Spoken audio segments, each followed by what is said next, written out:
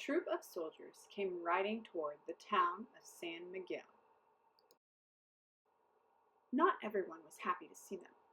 "Soldiers are all alike, no matter whose side they fight on," the mayor grumbled. "They eat like wolves. There won't be a tortilla left when they get through. What shall we do?" the people asked. "We'll do what we've always do," said the mayor. "We'll hide our food and tell the soldiers we have nothing to give them. They'll leave when they see they aren't going to be fed." Everyone in San Miguel went to work. They buried sacks of beans and cornmeal in their gardens and lowered baskets of tortillas and tamales in the old stone well. Some hid chickens under their beds and ducks and geese in the bathtubs. Several carried pigs up to the rooftops, while their neighbors herded cows and sheep into the cellars. The children hung strings of chile peppers high in the trees where no one would see them. Once that was done, the townspeople put on torn, dirty clothes, smeared mud on their faces, and tried to look their best like poor, hungry people. The soldiers came riding into town on prancing horses. They wore wide sombreros with leather bandoleras slung across their chests. The captain saluted the mayor and townspeople.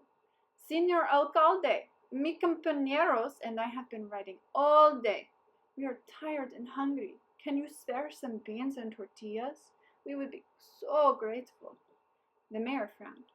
"I am sorry, Señor Capitan. As you can see, our town is very poor. Other soldiers came by the other day. They ate the few beans and tortillas we had. Now we have nothing. There isn't even enough for the little ones." The parents nudged their children, who began crying bitterly, just as they had practiced. "What a pity," the captain said. "Did you hear that, amigos? There's nothing to eat in this town. It looks like we're going to have to make cactus soup." "Oh no!" the soldiers cried. "Not cactus soup again!" "Stop complaining," the captain said. "Cactus soup is better than no soup at all." The children stopped crying. Everyone in the plaza leaned forward to listen as the mayor asked, "What is cactus soup?" "You'll see," said the captain. "I'll make enough for my soldiers and everyone in town. However, I'm going to need help. Can you bring me a kettle of water, a stirring spoon, plenty of firewood, and one cactus thorn? We have lots of people to feed, so bring the biggest thorn you can find." The mayor ordered everyone to help. A kettle of water was soon boiling in the plaza. Cactus grew everywhere in town. The children had no trouble finding a huge thorn as long and as sharp as a needle. "This thorn will make plenty of soup," the captain exclaimed. He dropped it into the kettle and began stirring. "How can anyone make soup from a cactus thorn?" asked the priest. "Watch carefully. Perhaps we'll learn something," whispered the mayor. The people of San Miguel looked on as the captain stirred, and stirred, and stirred. He lifted the spoon, blew on it, let it cool, had a taste. "Not bad," he declared, as he continued stirring. "I always find that a pinch or two of salt improves the flavor. But never mind. I know how poor you are. Why ask for what you don't have?" "We have salt," said the mayor. "We're not as poor as that." "And pepper, too," the town clerk added.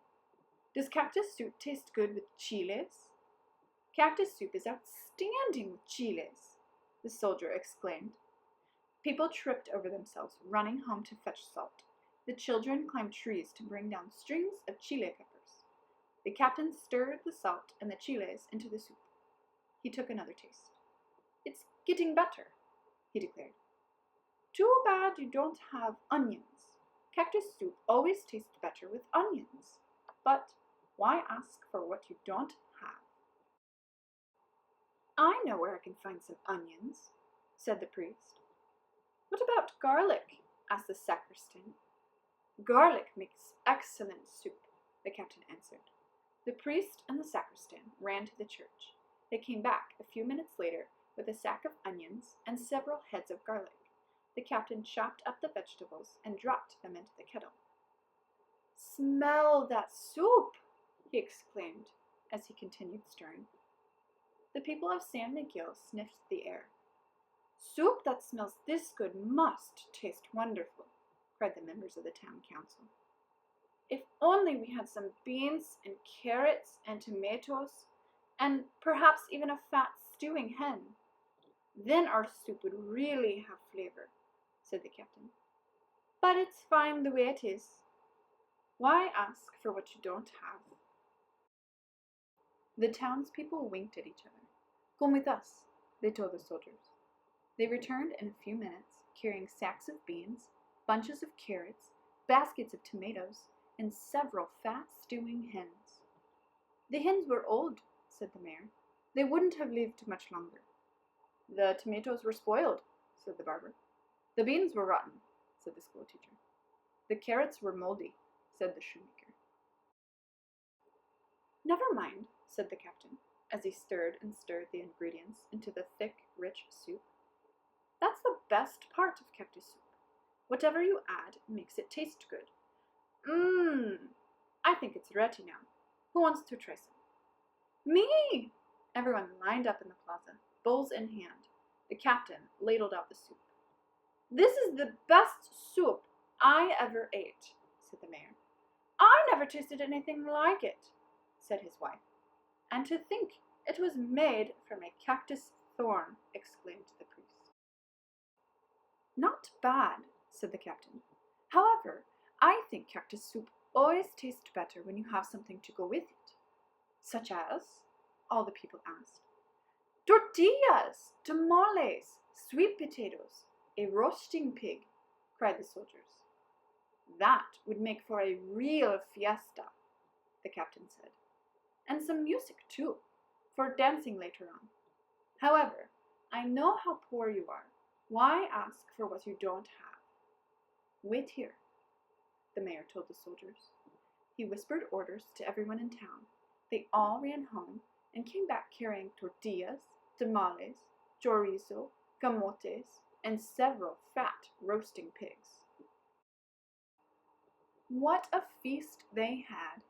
As the night wore on, soldiers and townspeople ate until they couldn't hold another bite. Then they brought out accordions and guitars for singing and dancing. The fiesta lasted until dawn. Nobody in town could remember anything like it. The soldiers rode away in the morning. The people of San Miguel gathered in the plaza to wave goodbye. "What will we do if more soldiers come?" they asked the mayor, when the last soldier disappeared from sight. "Let them come. The more, the better," the mayor replied. "Feeding soldiers is no trouble. We can feed a whole army and have a fiesta every night as long as we remember how to make cactus soup." The story of stone soup, or nail soup, appears in cultures around the world. I chose to set this version in the time of the Mexican Revolution, which lasted from 1910 to 1922, under leaders such as Pancho Villa and Emilio Zapata. The common people of Mexico struggled to take back political and economic power from the wealthy classes and foreign business interests that controlled most of the country. Glossary. Alcalde means mayor. Amigos means friends. Bandoleras means belts usually worn across the chest with small loops for holding bullets. Camote is a sweet potato. Capitan means captain. Chile is one of several kinds of hot peppers. Chorizo is sausage. Compañeros is companions. Fiesta means festival. Señor means sir or master. Sombrero means straw or felt hat with a wide circular brim. Tamale is a spicy Mexican dish made of chopped meat and fried crushed peppers. This mixture is rolled in cornmeal, wrapped in corn husks, and steamed. Tortilla is a round flat bread made from cornmeal or flour and baked on a hot stone or griddle.